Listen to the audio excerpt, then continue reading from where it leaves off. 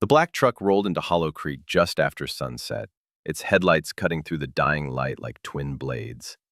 The town hadn't changed much. Same cracked sidewalks, same leaning signs, same worn-out folks pretending time hadn't passed them by. But she had changed. Elena Marks gripped the steering wheel like it might bite. Her knuckles were pale, her mouth a line drawn in resolve. The last time she came down this road, she was somebody's wife. Now, she was his widow, and no one in this town was likely to forget who he was. The rain had stopped an hour ago, but the air was still wet and heavy. Her boots hit the pavement outside the courthouse with a soft thud, echoing louder than it should have in a town like this. She walked tall, black denim jacket slick with mist, hair pulled back, sunglasses tucked into her collar like a shield she didn't need anymore. Folks stopped and stared. An old man near the gas station did a double take. A woman across the street whispered something into her phone. Elena didn't slow. She walked through the courthouse doors like she owned the place, and maybe, in some way, she did. She dropped a folded piece of paper onto the clerk's desk with a soft thwap. "I'm here to reclaim the Marks property," she said. "I have the deed." The clerk blinked, glanced down, then back up with eyes that said, "This is going to be a problem." "That land, it was sold. After your husband's death. To who?" He cleared his throat. "Clay Bennett." Elena's lips curled. "Then Clay Bennett and I need to talk." 10 miles outside of town, the land opened wide, barbed wire fences cut across rolling hills, and the sky stretched like a painting too big for its frame. She followed the GPS till it turned into memory. This bend in the road, that clump of trees, the ridge where the sun always hung low before dusk. She found the gate, same one her husband used to lean against like it was his throne. But now there was a man standing there with a hammer in one hand and suspicion in his eyes. Clay Bennett. He was lean and broad-shouldered, flannel sleeves rolled to his elbows, sweat clinging to his collar. The kind of man who said little and worked hard. His jaw was strong, his gaze stronger. "You're on my land," he said. "No," she said, holding up the paper. "I'm on mine." He looked at her, then at the deed. "I bought this place. Built that house myself." "You built it on stolen soil!" Something flickered in his eyes, anger maybe, or memory. "You're the outlaw's widow," he said like it tasted bad. Elena nodded. "And you're standing on what he left me." They stood in silence, the space between them more than just land. It was fire and ash and everything unresolved. "You want to fight?" he asked. "No," she said, "I want what's mine." Then she turned, walked past him like she hadn't just lit a fuse and dropped it between them. The next morning, the fog lingered low over the fields like a breath that wouldn't leave. Clay stood by the fence near the east pasture, boots sunk into wet ground, hammer in one hand, a broken post leaning at his side. He didn't look up when he heard the crunch of tires rolling onto gravel. He didn't need to. She was back. Elena parked the truck just inside the gate like she'd done it 1,000 times before. Though she hadn't been on this dirt in years, not since the bullets flew, not since the man she buried left half the town bleeding. She stepped out, leather jacket zipped tight, her breath puffing in the cold air. "Thought I'd take a walk around the place," she said. Clay didn't look at her. "Fence is busted," he muttered, driving a nail into a new board. She didn't answer right away, just walked up beside him, stopping a few feet away, her arms folded across her chest, not defensively, just tired. "You always fix things that aren't yours?" she asked, calm. Clay stood, brushed off his jeans. "I fix what's broken, even if someone else did the breaking." It landed somewhere in her chest, but she didn't show it. "I never broke anything," she said. "No," he replied, finally meeting her eyes. "But you slept next to the man who did." The wind picked up between them, and the grass danced like it was trying to smooth the edge off the moment. "He never told me how he got this land," she said. "That makes you a liar, or a fool," Clay snapped. Her jaw clenched, but her voice stayed even. "Maybe both, but I'm not going anywhere." Clay stared at her for a long second. She didn't blink. "You staying in town?" "I'm staying in the bunkhouse, until this gets sorted." He shook his head once. "That place has got holes in the roof." "I've lived through worse," she said. And for a moment, there was something soft in her tone, like it wasn't just about shelter. Clay turned and walked a few steps toward the barn, then stopped. "I'm not moving off this land, Elena. I buried my father with a bottle in one hand and a foreclosure notice in the other. Your husband stole this place while I was too broke to fight." She stepped forward. "And maybe it's time we both stopped burying things." Their eyes locked, longer this time. It wasn't trust, but it was something near it. Or maybe it was just the heat that rose when pain met pride. Clay spoke first. Stay on your side of the fence. I will, she said, then paused. Unless the roof caves in. A reluctant grin almost broke through his scowl, but he caught it before it showed. She turned and walked toward the bunkhouse, wind tugging at her jacket, boots sinking a little with each step. From the porch, he watched her go. He didn't trust her. Hell, he didn't even like her, but he couldn't stop looking. Elena stood in the doorway of the bunkhouse, hands on her hips, breath catching in the chill morning air. The place hadn't changed much.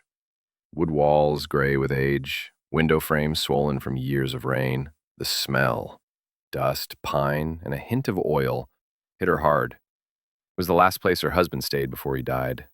She stepped inside, boots creaking on the warped boards. Each footfall stirred memories like dust from the corners. There was a quiet here, heavy and expectant, like the bunkhouse itself was holding its breath. Elena dropped her bag on the cot and ran her fingers along the windowsill. A scratch in the wood caught her attention. 3 letters carved with a pocket knife, J.M. Her husband's initials. She stared for a long second, then turned away. Outside, Clay's hammer rang against the distant fence. She could hear him working, steady and focused. She hated how aware she was of it, of him. She shook the thought off and knelt beside the wall near the old wood stove. The floor creaked under her. Something felt off. She pressed her palm against a loose board. It shifted. She pried it up with her fingertips. Beneath the plank, tucked in a ragged leather pouch, was a small notebook. The edges were stained dark, sweat, dirt, or maybe something worse. She opened it slowly. Names, dates, payments, codes. Most of it didn't make sense, but one thing stood out. Sheriff Nolan's name, scrawled twice, underlined, with a number beside it. Her stomach turned. Whatever this was, it wasn't just old business, it was dangerous. And somebody had gone to trouble to hide it. She looked toward the window. Clay was walking toward the barn now, his flannel shirt clinging to his frame, his jaw set tight like always. She didn't trust him. Not yet. But something about the way he moved, like the land was still trying to spit him out and he just kept standing. It pulled at something in her. She hid the notebook under her coat and replaced the floorboard. That evening, she stood on the bunkhouse porch with a mug of coffee, watching the sun melt down behind the hills. Clay walked up the path from the barn, wiping grease from his hands with a rag. He didn't speak as he passed, but he paused. Roof holding up? He asked, not quite looking at her. For now, she said, sipping slowly. Don't worry, I won't die on your land. He nodded once, then turned. But before he got far, she spoke again. What do you think he was, Clay? My husband. Clay stopped. Smart, vicious, took what he wanted. You think that's all he was? Clay's voice came low. Don't matter what I think, man's dead. All that's left is what he took and what he broke.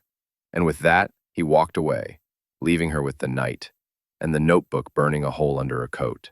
Elena leaned against the bunkhouse doorframe, notebook clutched in one hand, coffee cooling in the other. She hadn't slept. The words inside those pages had crawled under her skin and settled deep. Names, money, corruption. And one name circled twice, Sheriff Nolan. The same man who stood at her husband's funeral in a clean white shirt, shaking hands with a face like carved stone.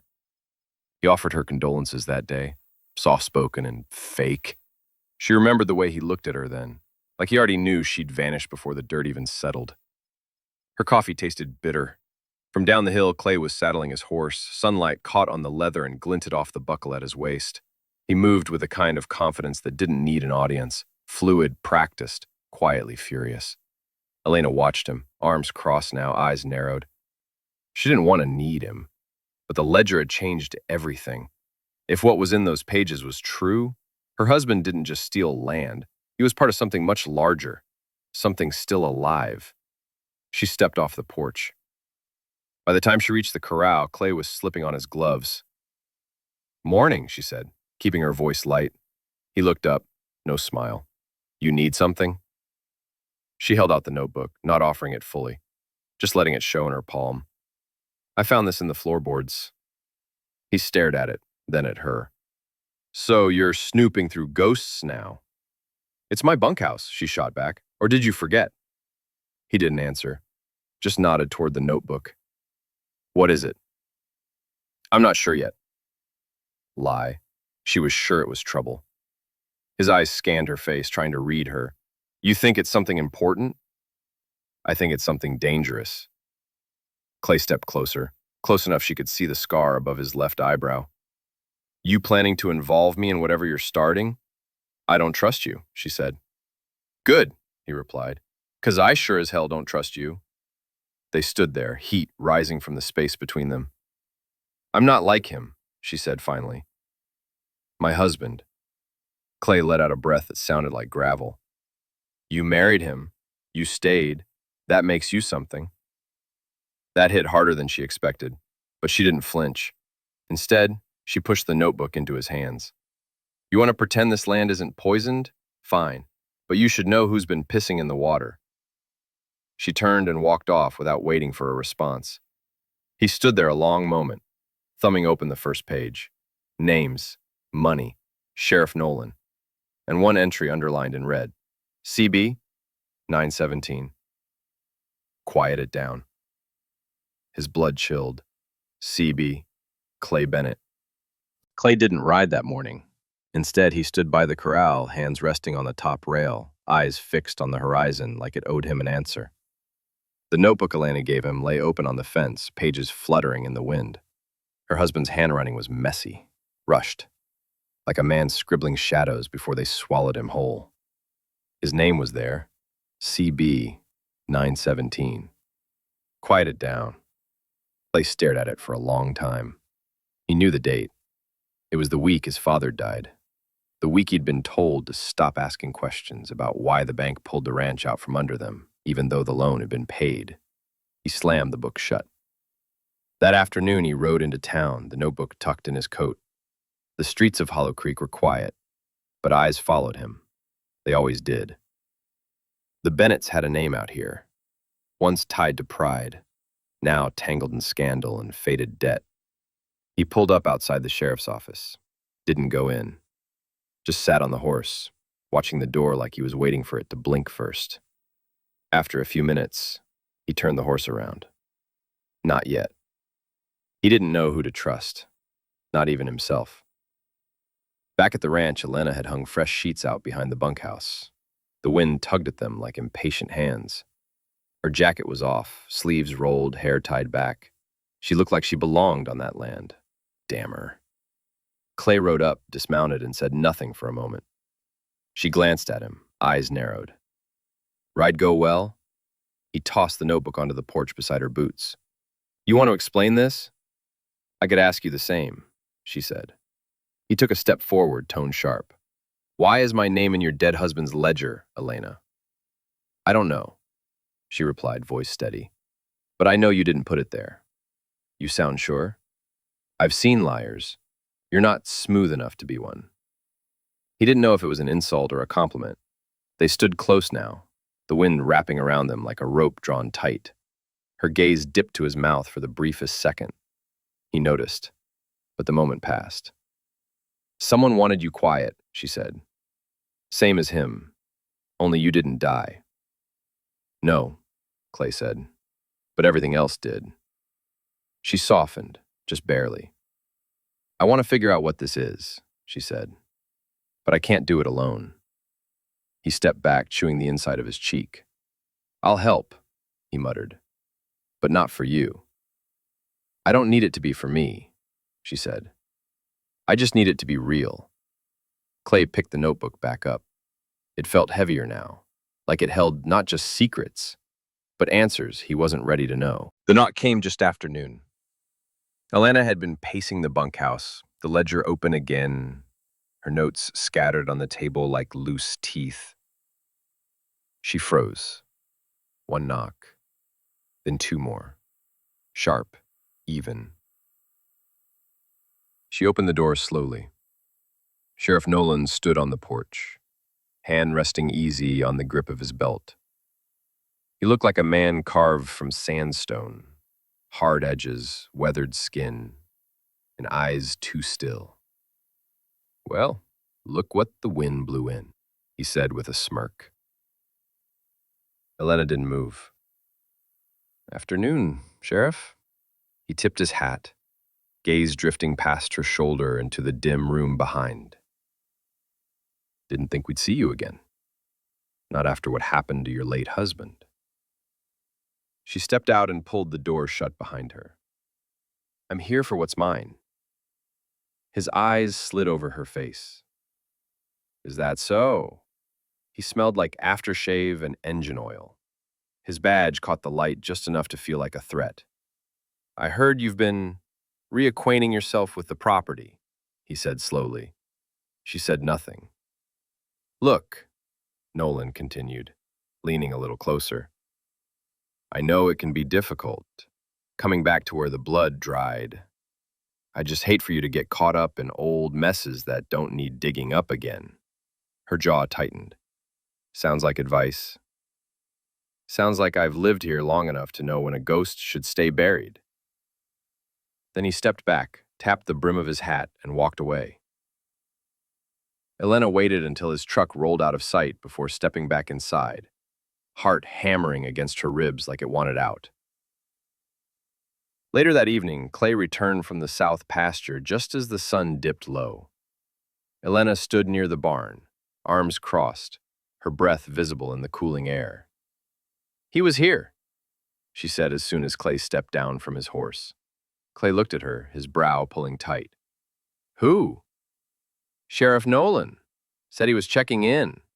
Her voice had a clipped edge. But he knew. About the notebook. He didn't say it, but he knew. Clay stared at her, then walked toward the trough and dunked his hands in the water. When he turned back, his face was unreadable. He was dirty back when my dad died, Clay said. My old man tried to take something to the council, evidence. Next thing we knew, the bank called in the loan and the ranch was gone. Elena took a step closer. And now my husband's ledger shows Nolan was getting paid off. Clay nodded slowly. And my initials show up next to a threat. The air tightened between them. Do you think he killed your dad? She asked. Clay didn't answer right away. I think men like Nolan don't pull triggers. They make sure someone else does. She nodded. They stood in silence for a long moment. You ever think maybe your husband wasn't the one running things? Clay asked. I used to think I knew who he was, she said. Now, I think I didn't know a damn thing. Clay looked at her. Really looked. The hardness in her was cracking. Beneath it was grief, anger, and something rawer, guilt. He didn't reach for her, but he didn't walk away either. Clay smelled the smoke before he saw it. It was faint at first. Wood and diesel, maybe something synthetic underneath. He stepped off the porch, scanned the sky. A thin column of gray rose from behind the equipment shed. He ran. By the time he got there, the side of the old ATV was smoldering, flames licking up the rubber tires. Elena was already there, hauling a dented metal bucket from the horse trough, flinging water fast and wild. Together they stamped and splashed until the fire hissed itself dead. What was left was a blackened shell of the machine and the unmistakable stench of gasoline. Clay crouched, ran a hand along the burned frame. This wasn't no accident, he muttered. Elena stood over him, chest heaving. Somebody said it. Left the can right over there. She pointed behind the shed where an empty red gas can sat, half melted and still reeking. Clay picked it up and tossed it aside. They wanted to rattle us. They did more than that, she said. They left a message. Clay looked up at her. Her hair clung to her temples with sweat, but her eyes were stone. No note, no symbols, just fire, he said. Exactly, she replied. Fire speaks louder than ink. They didn't go back inside right away. Clay leaned against the fence near the barn, wiping soot from his arms with a rag. Elena sat on a hay bale, holding a bottle of water she hadn't opened. I keep asking myself, she said quietly, was he trying to fix what he broke before he died, or was he still digging deeper? Clay didn't answer at first. He watched the horizon, watched the wind chase dust down the fence line. My dad used to say men dig their own graves, one secret at a time. She smiled faintly. Sounds like your dad was smarter than mine. He wasn't, Clay said. Just more tired. A silence settled between them. Then she added, You think this was Nolan? He shrugged. He's too smart to do it himself. But yeah, this stinks like law enforcement swagger. She stared down at the ground. I'm starting to think I never knew anyone at all. Clay turned to her, voice softer. I don't know if I know you either. Her eyes met his, but there was no offense, only truth. I'm not the same woman I was, she whispered. I think that's the only reason we're still standing, he said. That hung between them like a rope, tied tight, pulling closer. And then, from up the ridge, a figure moved behind the tree line. Elena's head snapped toward it. Did you see that? Clay had already grabbed the rifle, leaning against the barn wall. But when he got to the ridge, there was nothing there. Just boot tracks in the mud and the lingering smell of burned rubber on the wind. Rain came just after dark. Not a storm, just a steady whisper soft as regret. It tapped the roof of the bunkhouse and slid down the tin gutters like a secret too heavy to hold. Elena sat on the floor, knees pulled to her chest. The ledger spread out in front of her with pages marked and corners folded. Her pen hovered over a list of names, hesitating on the last one. Nolan, CB and JM. She underlined her husband's initials, without realizing it, hand tightening. Was this who he really was? Outside, boots hit the porch. She knew the sound of his walk by now, measured, heavy, tired. Clay knocked once, then opened the door without waiting. I heard something, he said. His voice was low, graveled by concern. Thought you might have, too. She stood, nodded. Just the rain. He stepped in, removed his hat, and glanced at the scattered pages. You've been busy. Trying to make sense of a man who didn't leave much behind but blood and silence. Clay rubbed the back of his neck. That ledger's a coffin with the ink for nails. They stood there for a long beat. She looked at him, studied the line of his jaw, the stubble thickening on his cheek. He looked like someone who would carry a world for you, even if he hated the weight. You always come when it's dark, she said. Dark's when people try the worst things. He replied. There was something in his voice tonight, less guarded, less sharp. She picked up a page, handed it to him. This one. You see the number? Clay scanned it. It was a date. Recent. A week ago. She's still got people working, he muttered. She's dead, Elena said. But her orders aren't. It was the first time she'd said it that way. She's dead.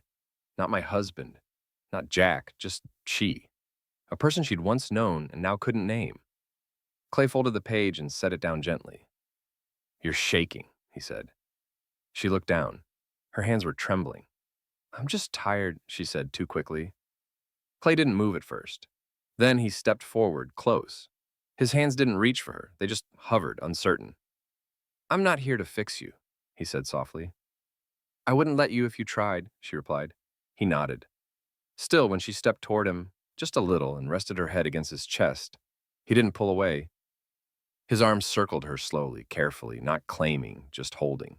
They stood that way for a long time. No kiss, no promises. Just two people in the dark, breathing through fear and fire and finding for once no reason to run. The next morning, the sun rose too fast and too bright. It hit the bunkhouse window like a slap. Elena blinked hard, dragging herself out of bed. Clay was already gone. His coat was missing from the hook by the door. The place felt colder without him, not just in temperature, but in weight. She stepped outside and scanned the yard. No smoke from the house, no sound from the barn, just wind, dry and sharp. She found him in town, at the diner, sitting at the bar like he belonged there, which he did. But everyone's eyes tracked him now, like he was trouble that might spill. Elena slipped into the booth behind him. He didn't turn, just said, You shouldn't be here. And you should? I needed answers, he muttered. Thought I'd talk to Wren. Wren was the oldest rancher in Hollow Creek, sat on more land than most banks and more secrets than any priest. He also owed Clay's father a debt that had never been paid. He say anything? She asked. Clay's jaw flexed. Not much, but enough. He finally turned and looked at her. Nolan's name came up. She leaned in. How deep? Ren says Nolan's been skimming for decades. Property deals, cash buyouts, threats, mostly off the record. My dad tried to stop it. Ledger says your husband might have tried too. Elena blinked. Tried or helped? Clay's face didn't change. That's the thing. Ren said Jack Marks was working both ends, cleaning Nolan's money while collecting blackmail to use against him if it went south. Her stomach turned. Jack always said power's only power if you've got something dirtier in your pocket, she whispered. Guess I thought it was just talk. Clay leaned back. He was building a safety net. Ledger proves it. Then why did he end up dead in the street? Clay looked toward the window where Sheriff Nolan's cruiser sat across the road, engine running, watching. I don't think Nolan pulled the trigger, Clay said. I think someone else did. Elena felt a chill crawl up her spine. Who? Clay didn't answer. Not yet. Back at the ranch, Elena dug deeper into the ledger.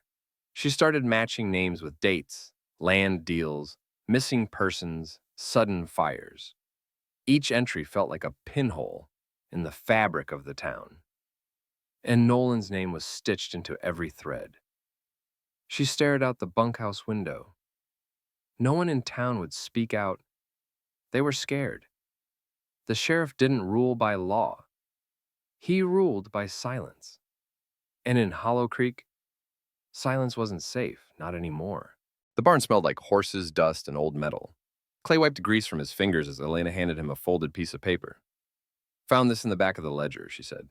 Tucked into the spine. Looked like it didn't belong. He unfolded it. Different handwriting, sharper, controlled. A list of initials and phone numbers. Some crossed out, others marked with tiny X's. At the bottom, just 2 letters, LS. Clay stared hard at the page. This ain't Jack's handwriting. No, it's hers, Elena said. Lena Sanders. Clay looked up. Jack's ex before you? She worked as Nolan's secretary for 5 years. Then she disappeared. Clay paced, the paper twitching in his hand. You think she was helping him? I think she was helping someone until she vanished. Elena stepped closer. This list, we could start calling the numbers. Maybe someone knows something. Or we tip off whoever's watching. She nodded. We don't call. We visit. Clay sighed. You planning on riding shotgun? I'm not letting you run toward fire without me. He almost smiled. Almost. Their first stop was a trailer parked behind a rusted-out convenience store an hour west of town. One of the numbers matched a name on the mailbox. G. Rivers. Guy Rivers had worked security for the old rail yards until the company folded. Rumor said he drank his pension.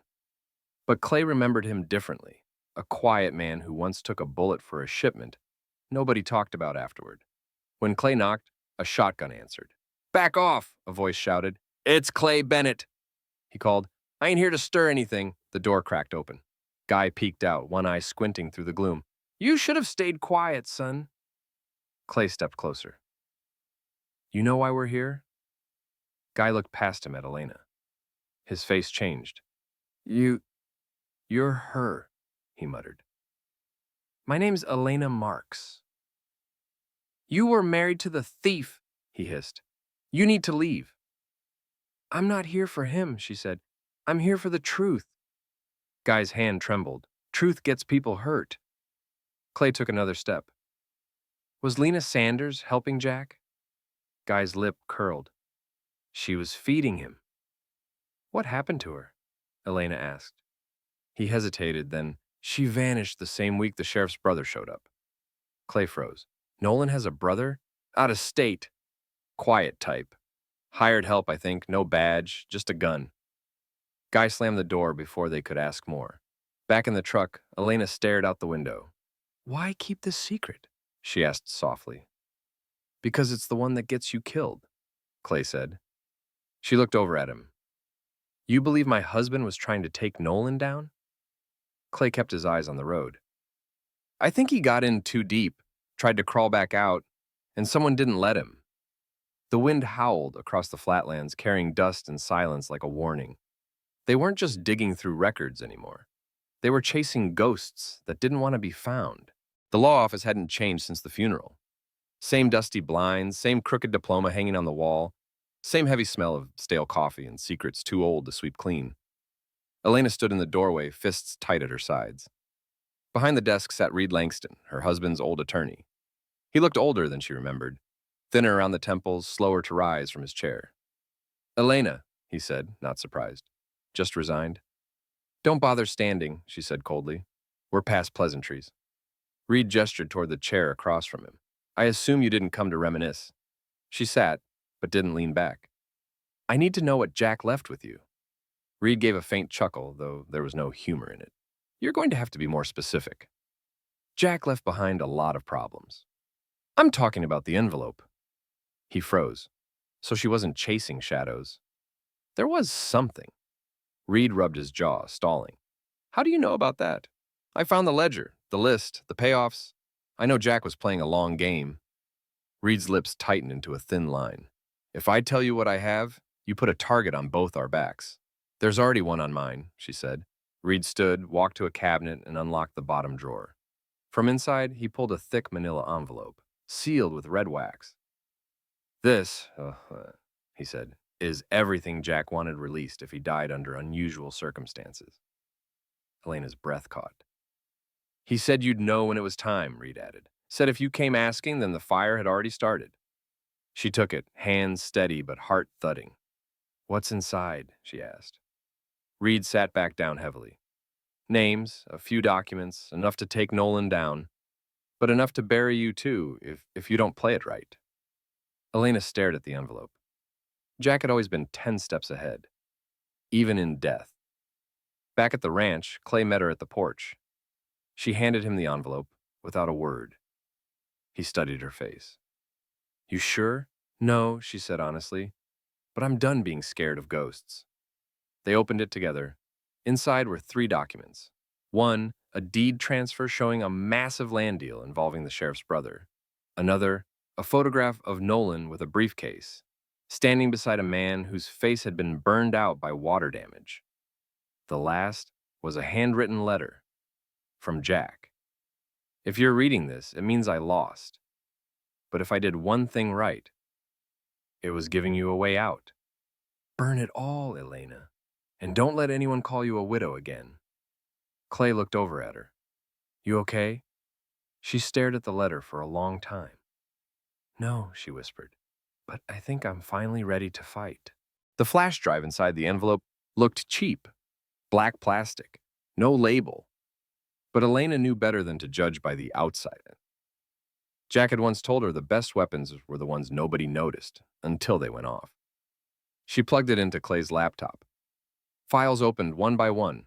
Audio recordings, bank statements, even a grainy video of a meeting between Sheriff Nolan and a man in a tan jacket with his face blurred, likely his brother.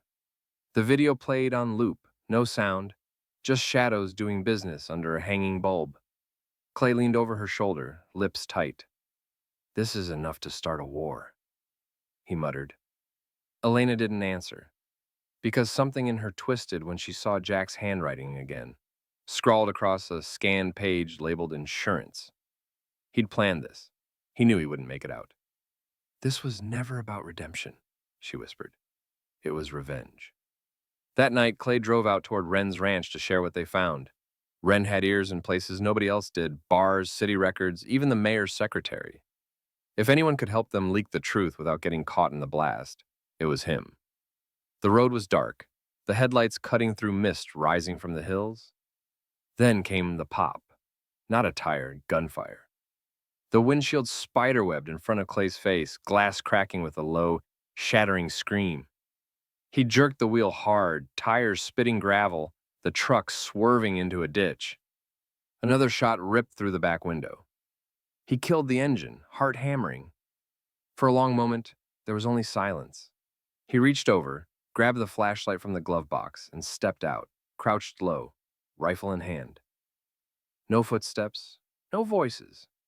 Just a note pinned to a fence post ahead.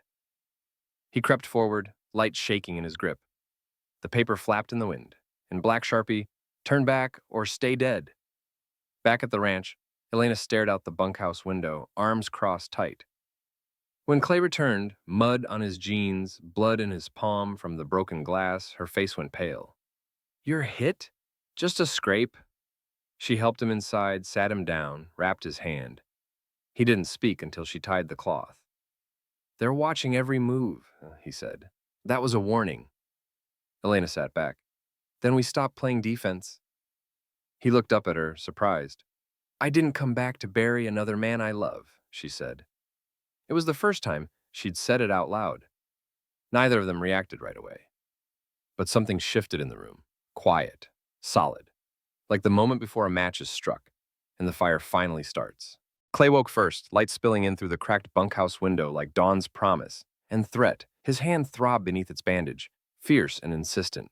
Across the room, Elena stirred, eyes fluttering open. They shared a quiet glance, no words needed. Last night's warning had changed everything. Deadlines didn't matter anymore. Only momentum did. He stood, grabbing the phone. No signal from the house, of course. He flicked to Wi-Fi. None. She was right. Silence was their enemy. They had to go public. Walking outside, they unloaded the laptop, the envelope, the phone with recorded files. Clay looped the truck's headlights into the bunkhouse window, purposeful and defiant. "Let's record this," Clay said. Flat out, no backseas. He held the phone like a judge's gavel. Elena swallowed, voice firm. "I'm Elena Marks. This is Clay Bennett. We have proof." She laid out the documents, audio snippets, that silent video of Sheriff Nolan exchanging a briefcase. Hands trembling, she hit record. Her words cut through the night air like a rifle shot. Purpose and truth barely wobbly with fear. They covered the ledger, Reed's envelope, the flash drive, all of it. Clay added low and steady, "These are the facts. Sheriff Nolan's been laundering money, threatening families, stealing land, and covering it up with his own badge." Outside, wind rustled brush. The bunkhouse door creaked. They froze, eyes finding each other. Grainy phone camera captured the moonlight and the rising terror in their silence. Clay stood, planting himself between Elena and the door. From the corner, his hand slid to the rifle. No signal, no ride. They had crossed one line. Were close to crossing another. The camera recorded it all. The ledger on the table, the worn map of land holdings in Hollow Creek, sweat-stained by Elena's palm, and Clay's scarred face turned toward the door, tense and resolute. She didn't stop recording. Even when the rattling at the handle began, the click snapped them into present. Clay lowered his rifle. Elena lowered her phone, raw courage on her face. A shadow slipped into the light, long coat, slower steps. A man, younger than they expected. Nolan's brother. His gaze flicked to the rigged recording setup, then to the lens still glowing off Elena's phone. He didn't speak. Clay spoke first. "This ends tonight." The brother's face was unreadable. Then he nodded toward the laptop. "Download it," he said in a voice like gravel sliding. "Then leave, before this gets hot." They didn't ask whose side he was on, only that he had one. He turned, leaving nothing behind but tension and a single word hanging in the air. "You're next." The file upload stalled at 92%. Clay stared at the spinning icon on the laptop screen like it was the edge of a cliff. "Come on." Elena paced the length of the bunkhouse, boots thudding against the wood floor. "We've got maybe an hour, if that. After last night?" "Nolan knows." "He's known," Clay muttered.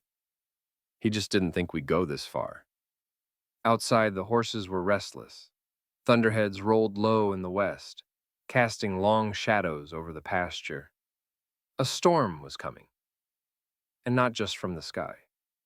Clay stood, clung the laptop, and handed it to her. "You finish uploading this in town. Use the internet at the church. Father Brennan won't ask questions." "What about you?" "I'll hold him off. One more lie. One more distraction. He's not going to let us walk away." Elena shook her head. "Clay?" But he was already grabbing his coat, slinging the rifle over his shoulder. "This ends today," he said. "I'm not dying with secrets in my pockets." 15 minutes later, Clay's truck pulled up outside the sheriff's office. The sun broke through the clouds just enough to sting his eyes as he stepped out. The door creaked open before he reached it. Sheriff Nolan stood there, thumbs hooked into his belt, face unreadable.